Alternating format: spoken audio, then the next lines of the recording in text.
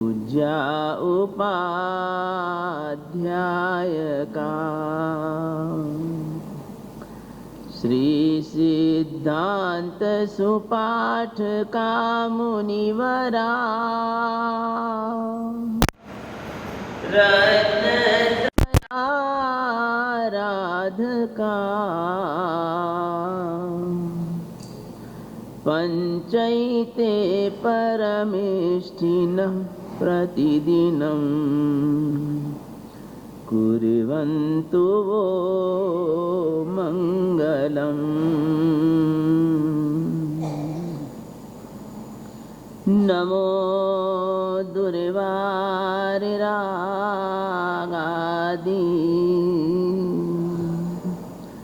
वैरिवारनिवारिणे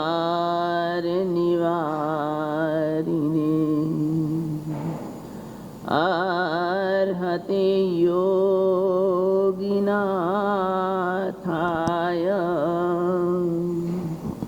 महावीराय तारिणे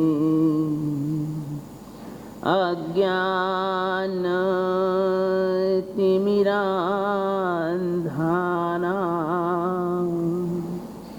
ज्ञानाञ्जनशलाकया नेत्रमुन्मीलितं येन तस्मै श्री गुरुवे नमः। तस्मै सद्गुरुवे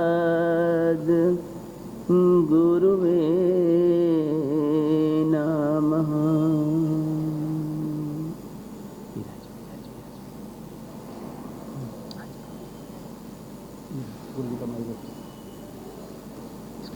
गुरुजी का माइक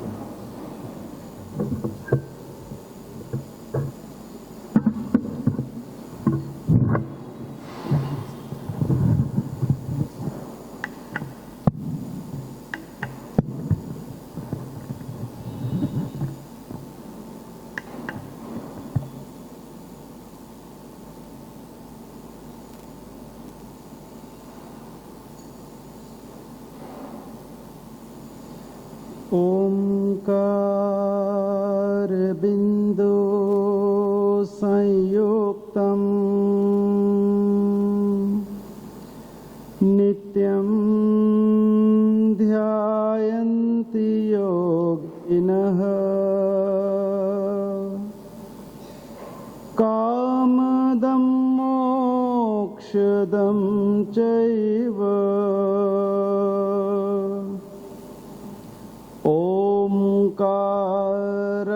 ओंकाराय नमो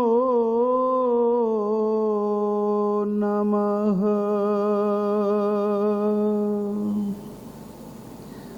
आत्मारामं गुणगारं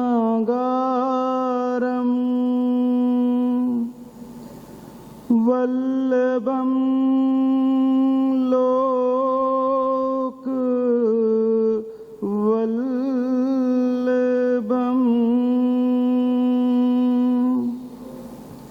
समुद्रं मोददातारम्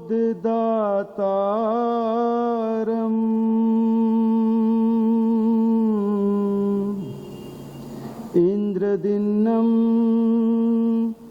नमाम्यहम्।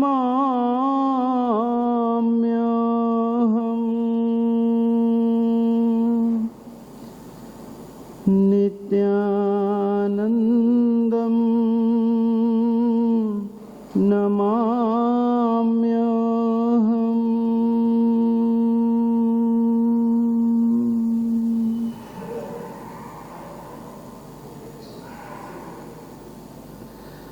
परम तारक परम परमात्मा के चरणों में अनंत अनंत वंदन।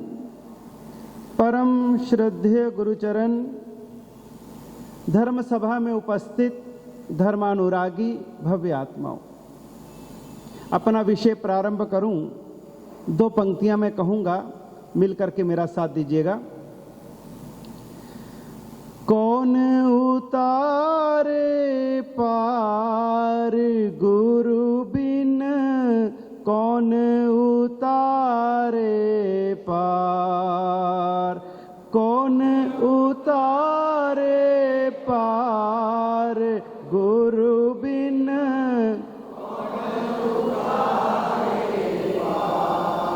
कौन उतारे पार गुरु बिन, कौन उतारे पार, कौन उतारे पार गुरु बिन, कौन उतारे पार, भवदधि अगम अपार गुरु बिन, कौन उतारे पार, भवदधि अगम अपार गुरु बिन,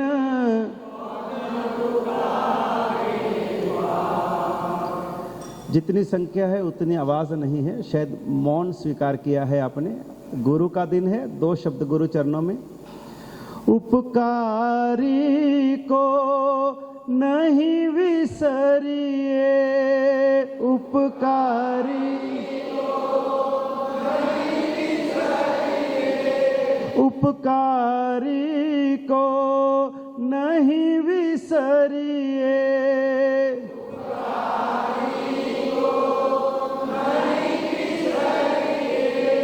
यही धर्म अधिकार गुरु बिन, कौन उतारे पार, कौन उतारे पार गुरु बिन, कौन उतारे पार। लकड़ी का स्वभाव है, यदि उसको पानी में डाल दें तो क्या होगा?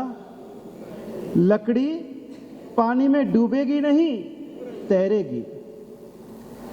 और कील का स्वभाव है, यदि लोहे की कील को पानी में डाल दिया तो वो लोहे की कील पानी में डूबेगी। गुरु लकड़ी के जैसे हैं और हम लोहे के कील के जैसे हैं। गुरु तिरने वाले हैं और हम डूबे पड़े हैं। लेकिन यदि हमारी जैसी आत्माओं को तिरने का भाव हो जाए, यदि हमको भी लगे कि हमें भी तिरना है, तो उसके लिए एक आलंबन है गुरु का। गुरु लकड़ी के जैसे, हम लोहे के कील के जैसे, हम भारी वो हल्के। लेकिन यदि हमें तिरना है, उसका एक ही उपाय है कि यदि लोहे की कील लकड़ी में गाड़ दी जाए तो फिर वो डूबने वाली कील भी तैरने लगती है। जब हमारा संबंध गुरु से जुड़ जाएगा, जब हम गुरु के साथ एक मेक हो जाएंगे, हम गुरु में समा जाएंगे, तो क्या होगा? हमारे जैसी संसार में डूबी हुई आत्माएं भी गुरु के संग संग पार हो जाएंगी। लेकिन उसके लिए जुड़ना जरूरी, कनेक्शन जरूरी, संपर्क जरूरी, संबंध जरूरी, समर्पण जरूरी, विनय जरूरी। हम गुरु के पास तो आते हैं, लेकिन गुरु के दिल तक नहीं पहुंच पाते। हमने भले अपने दिल में गुरु को बसाया है, उससे हमारा कल्याण हो ना हो, लेकिन उस दिन अवश्य होगा जिस दिन गुरु के दिल में हम बस जाएंगे। हम सबके दिल में गुरु बैठे हैं, हमको लगते हैं गुरु हमारे, गुरु हमारे, गुरु हमारे। लेकिन हमारा कल्याण उस दिन होगा जिस दिन गुरु ये कहेंगे कि ये भक्त मेरा है, ये शिष्य मेरा है, ये चेला मेरा है, ये मेरे प्रति समर्पित है। जिस दिन गुरु ने हमें स्वीकार कर लिया, उस दिन हमारा उद्धार हो गया। हमें यह देखना है कि गुरु ने हमें स्वीकार किया या नहीं। हम तो जबरदस्ती गले पड़े हुए गुरु के। हमारी स्थिति क्या है? जबरदस्ती ढोल पड़ा गले में, लेकिन हमारा उद्धार तब होगा जब गुरु हमें स्वीकार कर लेगा कि शिष्य तेरा समर्पण, तेरा विनय मुझे स्वीकार है, आज से मैं तेरा ध्यान रखूंगा। गुरु कोई सामान्य तत्व नहीं है। गुरु जो हमें गुरुता तक पहुंचा दे, हमें उस ऊंचाई तक ले जाए जिस ऊंचाई पर हमें परमात्मा का मिलन हो जाए, वो गुरु है। गुरु वो सेतु है जो भक्त और भगवान के बीच की दूरी को मिटा देता है। अगर सेतु ना हो, पुल ना हो, तो कभी भी हम परमात्मा तक नहीं पहुंच सकते। गुरु ही मिलाता है, गुरु ही जोड़ता है।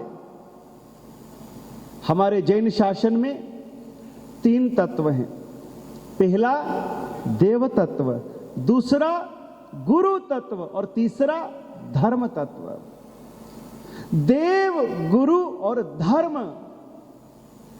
इन 3 तत्वों में गुरु को बीच में रखा है, गुरु को मध्य में रखा है। जबकि हम ये भी कहते हैं गुरु गोविंद दोनों खड़े, काके लागू पाए, बलिहारी गुरुदेव की गोविंद तियो बताए। कि मैं तो गुरु के बलिहारी हूं, कि जिस गुरु की कृपा के कारण से मुझे परमात्मा मिले, इसलिए पहला प्रणाम मैं गुरु के चरणों में करूंगा। गुरु एक अपेक्षा से हमारे लिए परमात्मा से भी बढ़कर हैं, लेकिन फिर भी पहले देव, फिर गुरु, फिर धर्म। कारण क्या?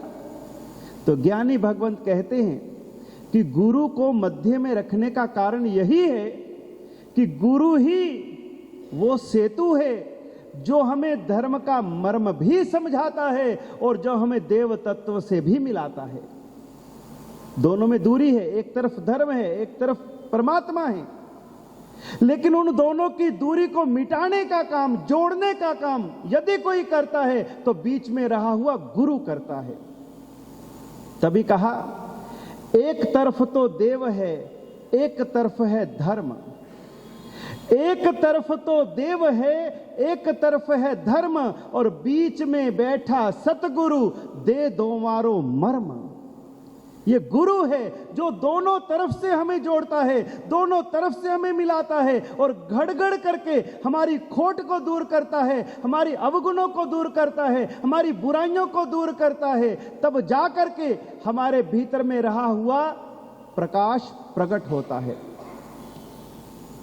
गुरु केवल हमें परमात्मा से मिलाता नहीं है, गुरु वो तत्व है जिसकी कृपा हो जाए तो वो हमें ही परमात्मा बना देता है। गुरु हमारे बीच में रहे हुए उस भगवत तत्व को, उस परमात्मा तत्व को उजागर करने वाला यदि कोई है तो वो गुरु है। गुरु की कृपा, परमात्मा 3 लोक में पूज्य हैं, सर्वज्ञ सर्वदर्शी हैं, लेकिन शिष्य ने अपने विनय से, अपने समर्पण से गुरु से ऐसी कृपा पाई, ऐसी कृपा पाई कि अपने गुरु से भी 2 कदम आगे निकल गया।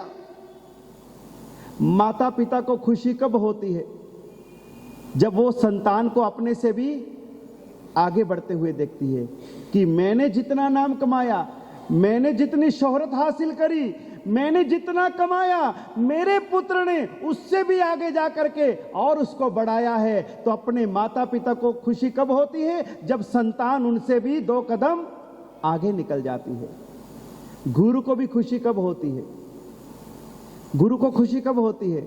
जब उसका शिष्य गुरु से मिले ज्ञान को धारण करके, रचा कर, पचा कर, और गुरु ने जो दिया है उसको भी वो आगे बढ़ाता है और आगे पहुंचाता है, और शिष्य को आगे बढ़ता हुआ देख करके और वो गुरु प्रसन्न होता है कि मैंने जिसको दिया है वो मेरा योग्य पात्र था, वो आगे बढ़ गया। उसको देख करके गुरु को खुशी होती है।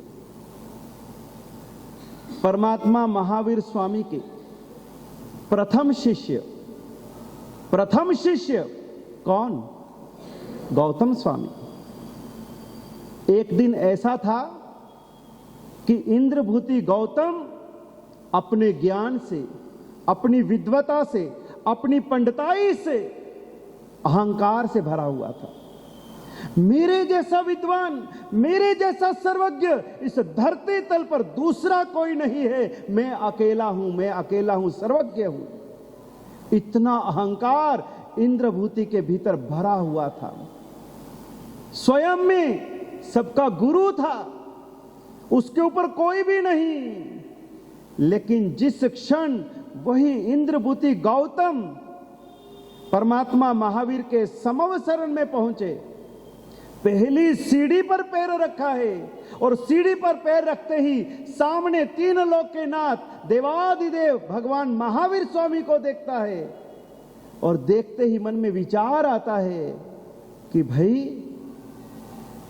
ये जो समव शरण में बैठे हैं, ये केवल ज्ञानी, सर्वज्ञ, सर्वदर्शी हैं, और मैं इनके साथ विवाद करने के लिए, शास्त्रार्थ करने के लिए मैं यहां तक पहुंच गया।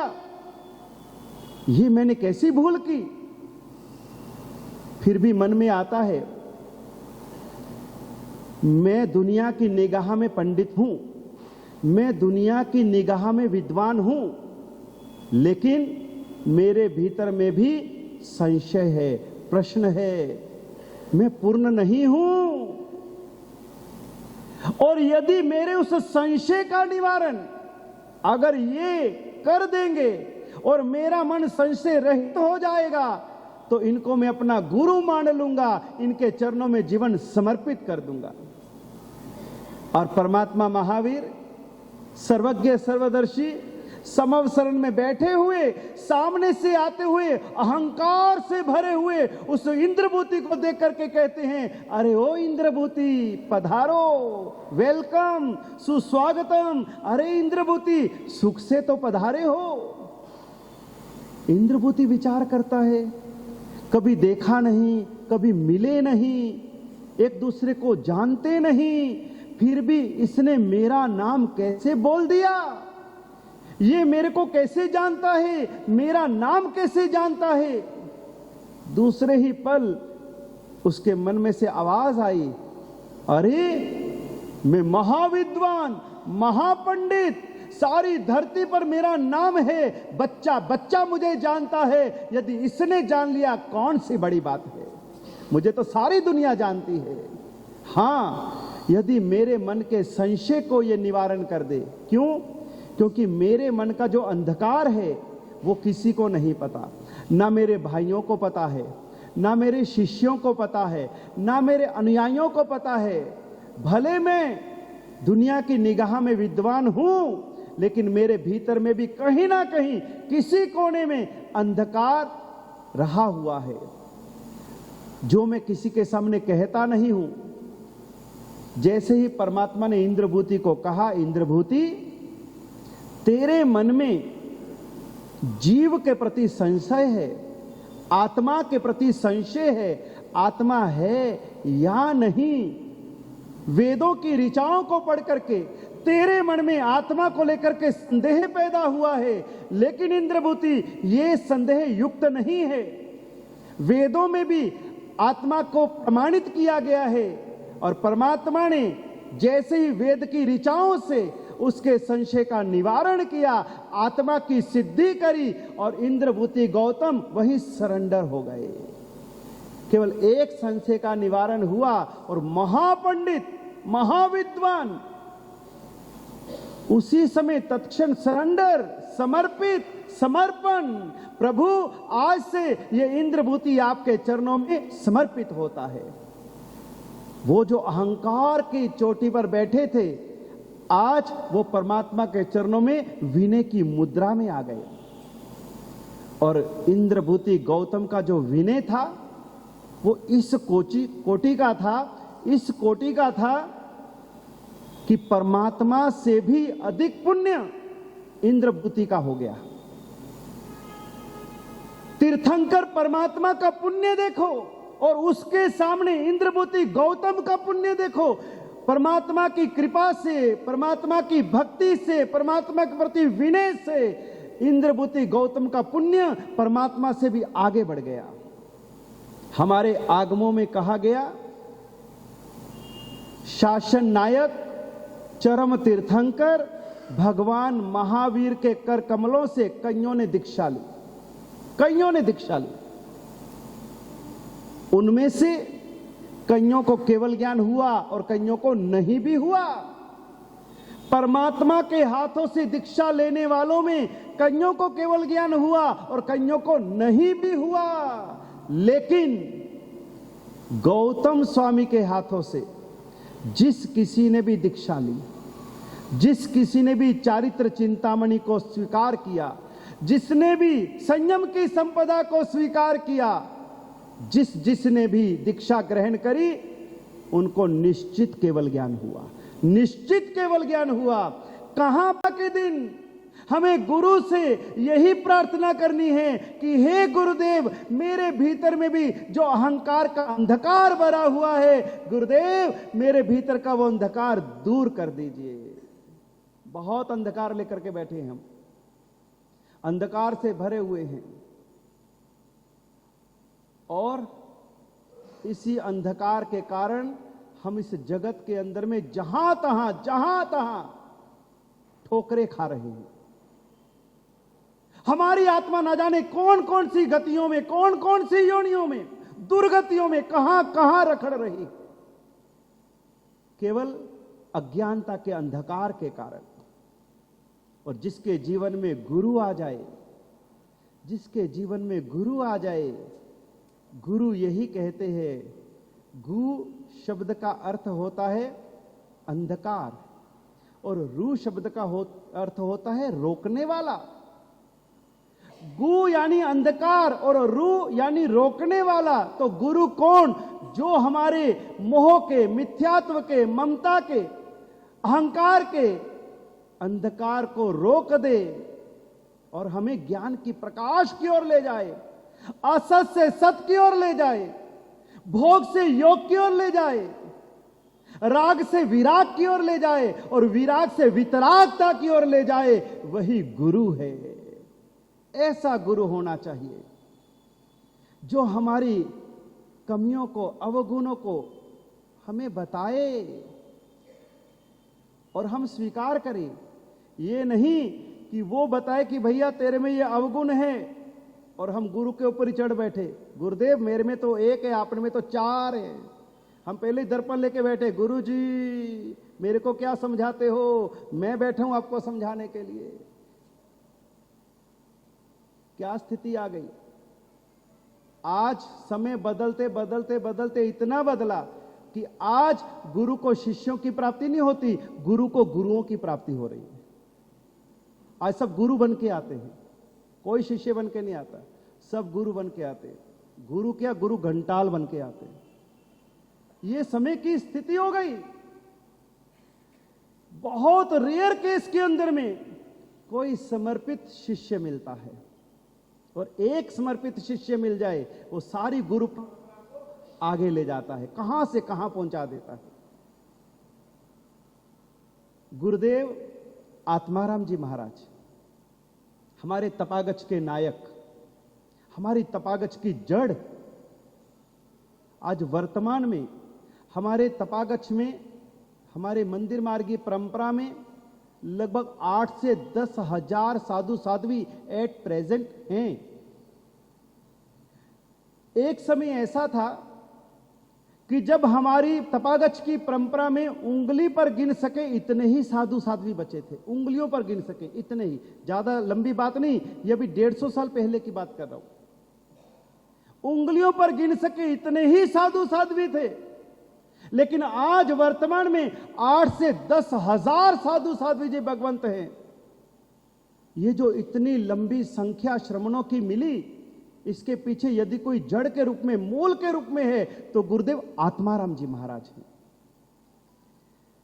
आत्माराम जी महाराज शासन के कार्यों में, सत्य की स्थापना में निडर निर्भीक होकर के और क्रांतिकारी कार्य कर रहे थे, अधर्म का नाश कर रहे थे, धर्म की स्थापना कर रहे थे, संघर्ष झेल रहे थे।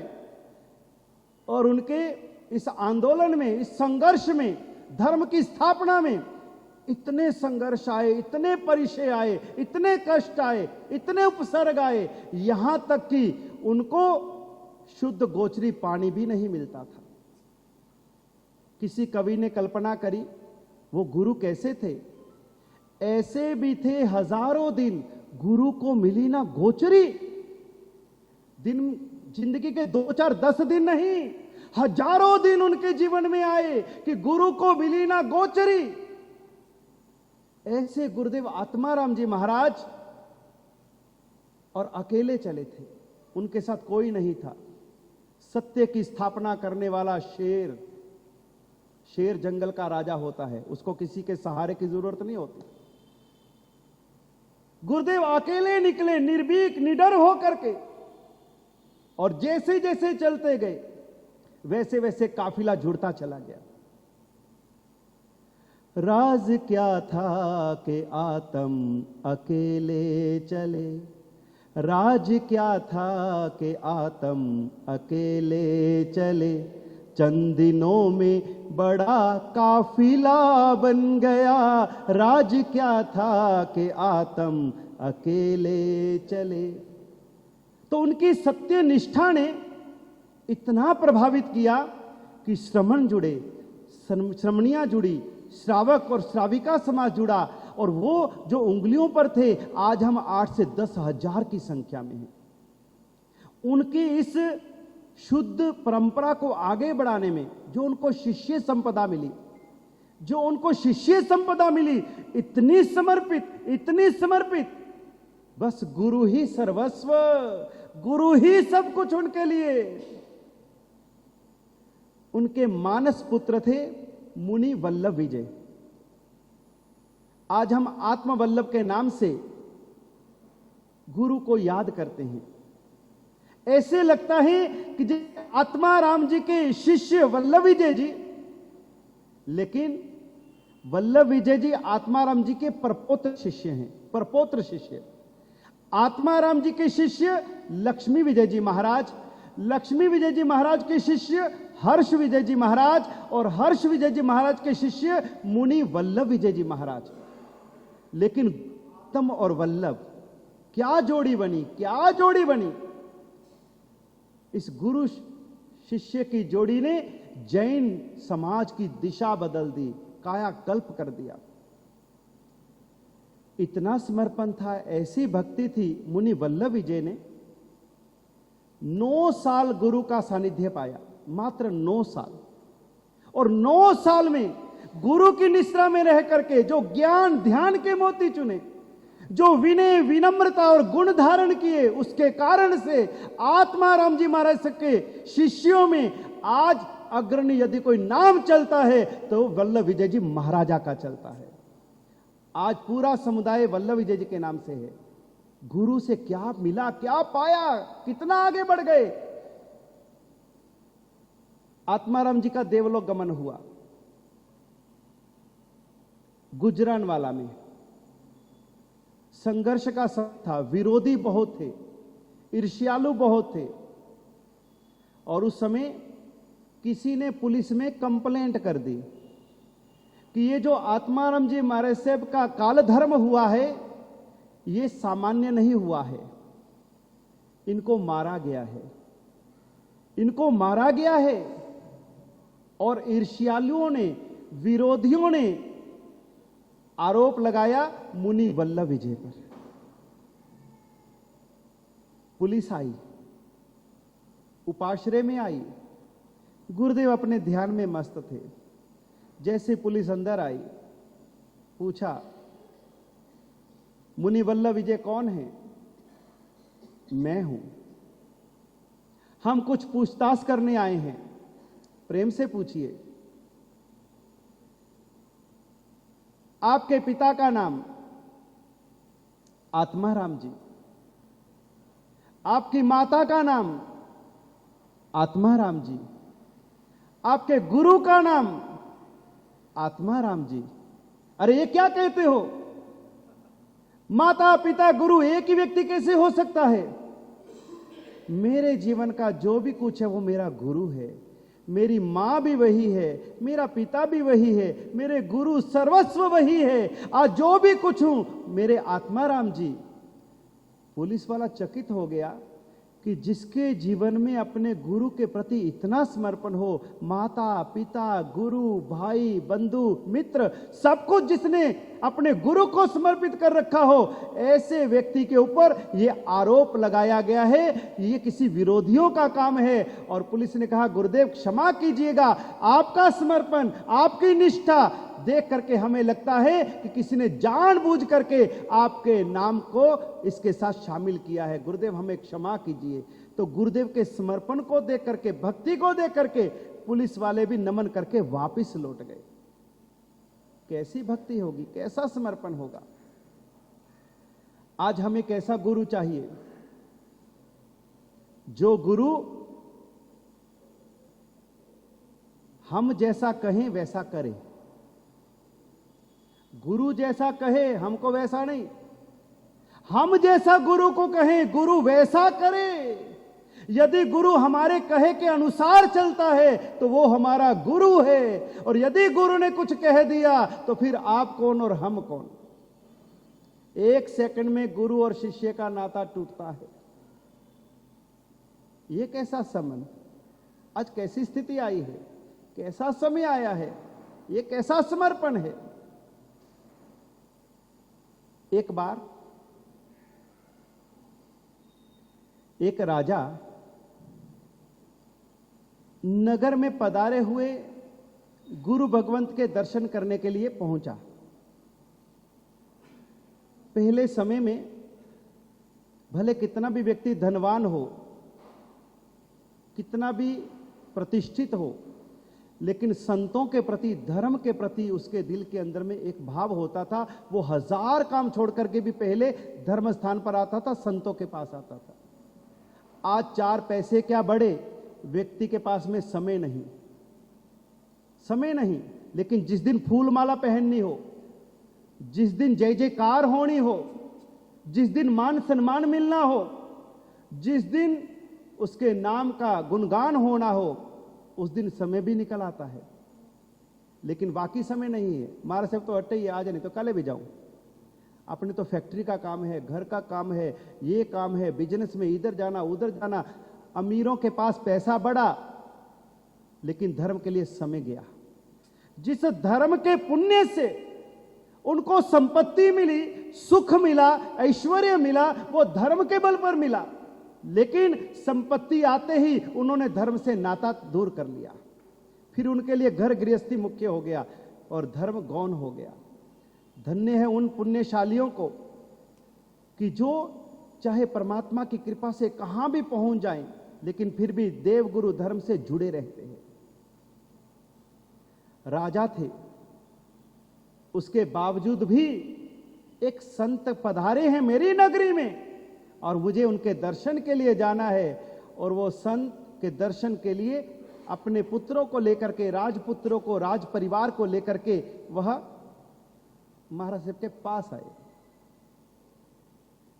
जैसे ही महाराज साहब के पास पहुंचे, उन्होंने देखा कि संत के पास जो शिष्य मंडली है, जो उनका शिष्य परिवार है, ये कितना इनका विनय कर रहा है, कितना इनका सम्मान कर रहा है, कितना अपने गुरु के प्रति बहुमान कर रहा है। उसको बड़ा आश्चर्य हुआ। राजा ने प्रश्न पूछा, गुरुदेव मैं राजा हूं और ये मेरे पुत्र है, मैं कोई आदेश करूं और मेरा पुत्र मेरा आदेश माने, वो तो मुझे समझ में आता है, लेकिन आपका शिष्य आपकी आज्ञा माने, आपका विनय करे, ये मुझे समझ में नहीं आता। अगर मेरा पुत्र मेरा विनय करेगा तो समझ में आता है। क्यों? क्योंकि मेरे से उसको राज्य की प्राप्ति होने वाली है, मेरे से उसको राज्य की प्राप्ति होने वाली है, इसलिए वो मेरा विनय करता है, ये तो समझ में आता है। लेकिन ये शिष्य आपका विनय क्यों करते हैं? आपसे इनको क्या प्राप्ति होगी? आपके पास कौन सा राज्य है? गुरुदेव ये समझ में नहीं आया। गुरुदेव ने उसी क्षण अपने एक शिष्य को आवाज लगाई, वत्स इधर आओ। जी गुरुदेव। वत्स एक काम करो, गांव के बाहर गंगा नदी बहती है, तुम जाकर के देख करके आओ कि गंगा किस दिशा में बह रही है। जो आज्ञा गुरुदेव, अभी जाता हूं। और शिष्य वहीं गुरु को प्रणाम करके और निकल गया, गंगा किस दिशा में बहती है। जैसे वो शिष्य गंगा के किनारे पहुंचा और उसने देखा कि गंगा की धारा पूर्व दिशा की ओर बह रही है, लेकिन फिर भी गुरु ने कहा है तो मुझे इसकी अच्छी तरह से प्रमाण ले लेना चाहिए।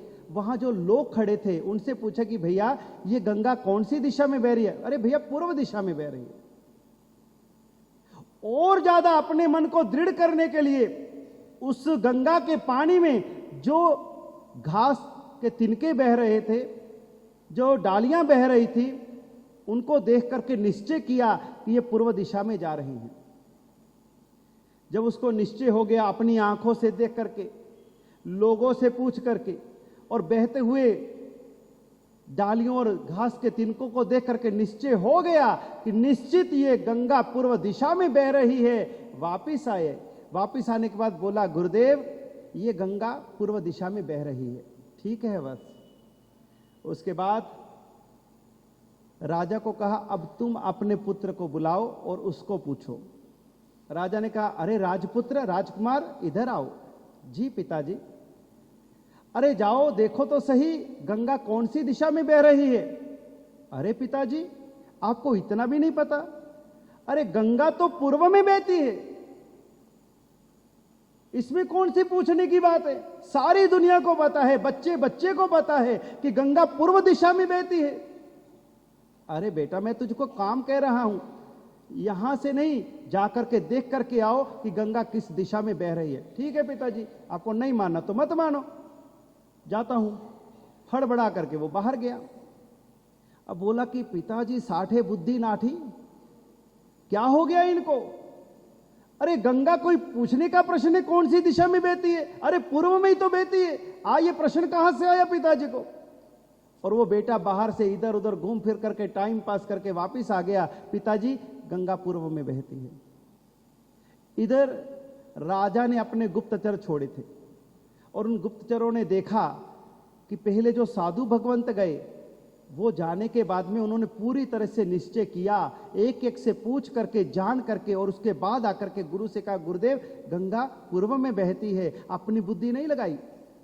गुरु ने पूछा है तो मुझे गुरु के प्रश्न का उत्तर लेकर के आना है। और राजा का बेटा गया तो गुप्तचरों ने देखा कि वो तो इधर उधर टाइम पास करके घूम फिर करके वापस आके बोल दिया पूर्व में, वो काम करके नहीं आया। तो उस समय राजा को जैसे पता लगा तो राजा ने कहा कि गुरुदेव मेरे पुत्र मेरा विनय करें तो उसके पीछे उनको राज्य मिलने की संभावना है। आपके शिष्य इतना विनय करते हैं, इतना विनय करते हैं, इनको कौन सा राज्य मिलेगा?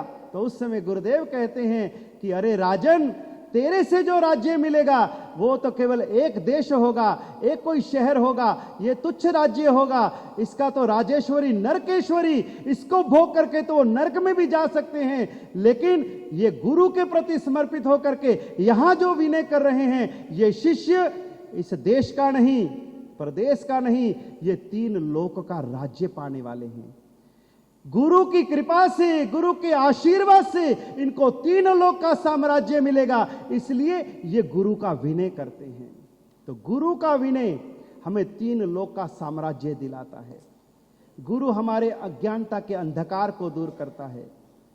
गुरु हमें अनघड़ पत्थर से मूर्ति बनाता है। गुरु वो कुंभार है कि जो घड़े को घड़ने के लिए क्या करता है, अंदर हाथ सहार दे और बाहर मारे चोट। गुरु कुंभार शिष्य कुंभ सम, गुरु कुंभार शिष्य कुंभ सम, घड़ घड़ काटे खोट, अंदर हाथ सहार दे और बाहर मारे चोट। ऊपर से तो गुरु लगता है कि चोट कर रहा है, लेकिन भीतर में उसके वात्सल्य का हाथ रहता है, भीतर से करुणा का हाथ रहता है। और भीतर में कुम्हार जब घड़ा बनाता है तो अंदर एक हाथ रखता है और बाहर से चोट करता है, तभी तो घड़े का निर्माण होता है। जिस मूर्ति को हम भगवान कह करके पूछते हैं, ये मूर्ति ऐसे तो नहीं बन गई, इसने कितनी चोटें खाई हैं, कितने हथौड़ी छेने के वार झेले हैं, उस शिल्पी के हाथों से तराशा गया है। और इतनी चोटें खाने के बाद में, हथौड़ी छेने के वार झेलने के बाद में वो पत्थर मूर्ति बना और वो मूर्ति भगवान के रूप में पूजी गई। तो गुरु घड़ते हैं, गुरु घड़ते हैं, चोट भी करते हैं, लेकिन शिष्य के हित के लिए। और यदि वो पत्थर टूट जाए तो कभी मूर्ति नहीं बन सकता, अगर घड़ा फूट जाए तो घड़ा नहीं बन सकता। यदि जीवन में बनना है तो गुरु कुछ भी कहे, कुछ भी कहे, गुरु तनो वचन तहती करी पड़ी वज्यो नहीं। अपनी बुद्धि नहीं लगानी। गुरु ने कहा तहती, जी गुरुदेव, उसमें यह नहीं सोचना कि अरे ये तो काम कैसे होगा, नहीं। गुरु के सामने अपनी बुद्धि के द्वार बंद। हमारी दिक्कत यही है कि हम गुरु के सामने भी अपनी बुद्धि लड़ाते हैं। गौतम स्वामी जब तक परमात्मा महावीर स्वामी के सामने रहे, कभी उन्होंने अपनी बुद्धि का प्रयोग नहीं किया, कभी नहीं किया। जबकि गौतम स्वामी 4 ज्ञान के धारक थे, 4 ज्ञान के धारक, 14,000 साधुओं के नेता थे, 50,000 केवल ज्ञानियों के गुरु थे। लेकिन उसके बावजूद भी गौतम स्वामी ने कभी भी अपनी बुद्धि का प्रयोग नहीं किया, अपना दिमाग नहीं लगाया। छोटा सा भी प्रश्न आता था ना तो परमात्मा के चरणों में जाते थे, प्रभु ये मेरा संशय है, ये प्रश्न है प्रभु, और प्रभु उनके संशय का निवारण करते थे। आज जो हमारा भगवती सूत्र है, पंचमांग भगवती सूत्र, उस भगवती सूत्र में 36,000 प्रश्न हैं, 36,000 प्रश्न। और वो 36,000 प्रश्न किसने पूछे? गौतम स्वामी जी ने भगवान महावीर से पूछे। तो उन्होंने अपनी बुद्धि लगा देते तो कभी भी भगवान से पूछने की जरूरत ही नहीं पड़ती। 4 ज्ञान के धारक थे, स्वयं ही वो संशय का समाधान पा सकते थे, लेकिन सोचते थे कि नहीं, मेरे सामने ज्ञान का सूर्य, सर्वज्ञ सर्वदर्शी परमात्मा बैठे हैं, मेरे गुरु बैठे हैं, तो मैं अपनी तुच्छ बुद्धि का उपयोग क्यों करूं? नहीं, परमात्मा के प्रति ऐसा समर्पण। जबकि गौतम स्वामी भगवान महावीर से उम्र में बड़े थे, उम्र में बड़े होते हुए भी अपने गुरु के प्रति एक बच्चे के जैसी विनम्रता, एक बच्चे के जैसे रहे, बच्चे के जैसे रहे। ऐसा समर्पण गौतम स्वामी का उनको कहां से कहां पहुंचा दिया। आज गुरु पूर्णिमा का पर्व दिन है। आज हम थोड़ा अंतर्निरीक्षण करें कि हम अपने गुरु के प्रति कितना समर्पित हैं। आज का दिन ये अंतर निरीक्षण करने का दिन है, अंतर यात्रा करने का दिन है। और जिसके जीवन में गुरु नहीं, उसका जीवन शुरू नहीं, उसके जीवन में अंधकार ही अंधकार है, कुछ नहीं है। इसलिए जीवन में गुरु होना बहुत जरूरी है, सद्गुरु होना बहुत जरूरी है। गुरु जो तुम्हें तुम्हारी पहचान करा दे, गुरु जो तुम्हें तुम्हारी आत्मा से मिला दे।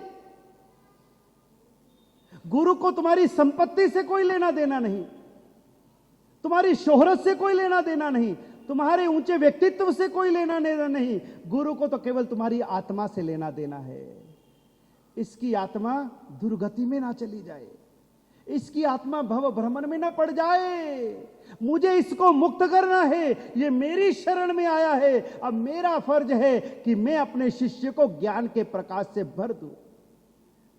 गुरु अंधकार दूर नहीं करते, गुरु हमारे भीतर जो अंधकार भरा है ना, उसके ऊपर जो आवरण आए ना, वो आवरण दूर कर देते हैं, तो अंधकार अपने आप दूर हो जाता है। जैसे सूर्य के आगे बादल आ जाएं तो सूर्य का प्रकाश हम तक नहीं पहुंचता, और बादल जाते ही सूर्य प्रकाशवान हो जाता है। वैसे हमारी आत्मा के ऊपर जो कर्मों के बादल आए हैं, उन बादलों को दूर करने का काम गुरु करता है। तो ऐसे गुरु पूर्णिमा के दिन आज हम गुरु के प्रति समर्पित होकर के, निष्ठावान होकर के, तन मन धन से समर्पित होकर के। लेकिन होता क्या है गुरुदेव, तन मन धन सब आपको समर्पित, तन मन धन समर्पित करके भी फिर भी कहते गुरुदेव ये तो घर मेरा है, ये परिवार मेरा है, ये शरीर मेरा है, ये मित्र मेरा है। तो जो मेरापन लगा रखा है तो फिर समर्पित ही क्या किया, फिर चढ़ाया ही क्या है, फिर दिया ही क्या है। यहां तो शरणागति, सरेंडर, सब कुछ तन मन धन सब गुरु तेरे चरणों में, अब मेरा कुछ भी नहीं है। ऐसी स्थिति, ऐसा समर्पण शिष्य के, भक्त के हृदय में होना चाहिए। तो आज हम गुरु गौतम स्वामी से सीखें, अपने अहंकार को, अपने अंधकार को, अपने अज्ञान को दूर करने के लिए गुरु चरणों का सहारा ले। गुरु तैरने वाले हैं, गुरु लकड़ी के जैसे हैं, हम लोहे के कील के जैसे हैं। यदि हम गुरु के उस लकड़ी के पाट के साथ जुड़ गए तो गुरु के साथ साथ में हम भी तिर जाएंगे, हमारा भी उद्धार हो जाएगा। नहीं तो 84 के इस जगत में, इस जंजाल में हम तो रखड़ ही रहे, गोते खा ही रहे हैं। तो आज का दिन हमें यह बोध देता है कि गुरु जैसे पूर्ण है वैसे वो हमें भी पूर्ण बनाए। गुरु का रिश्ता पूर्णिमा से जोड़ा। क्यों? गुरु एकम नहीं, गुरु दूज नहीं, गुरु पंचमी नहीं, गुरु दशमी नहीं, गुरु पूर्णिमा। गुरु को पूर्णिमा से जोड़ा, उसके पीछे यही कारण है कि जो पूर्णिमा का चांद होता है वो पूर्ण रूप से खिला होता है, पूर्ण रूप से खिला होता है, अपनी 16 कलाओं से खिला होता है। तो गुरु जो है वो पूर्ण रूप से परिपूर्ण है, पूर्ण कलाओं से खिले हुए हैं, परिपूर्ण हैं, उनमें संपूर्ण कलाएं खिली हुई हैं। और हम अमावस के जैसे, एकदम अमावस, अंधकार से भरे हुए, एक दो कला भी नहीं अपने में, एक एकम की कला भी नहीं, दूज की कला भी नहीं, हम तो अमावस के जैसे हैं और गुरु पूर्णिमा के जैसे हैं। और पूर्णिमा का प्रकाश शीतल होता है, शांत होता है, मन को शांति देता है। ऐसे गुरु पूर्णिमा के दिन हम उनके उस प्रकाश को स्वीकार करने का, धारण करने का आज प्रण ले, प्रतिज्ञा ले, समर्पित होने का ऐसा भाव अपने मन में संजोएं। समय पूरा हुआ, अपने आज के वक्तव्य को यही विराम देता हूं और गुरु चरणों में अपने कोटि कोटि नमन करते हुए गुरुओं की अदृश्य कृपा, प्रत्यक्ष कृपा सदा बरसती रहे। इन्हीं मंगलमयी कामनाओं के साथ में जिन आज्ञा विरुद्ध कुछ कहने में आया हो तो मिच्छामि दुक्कडम।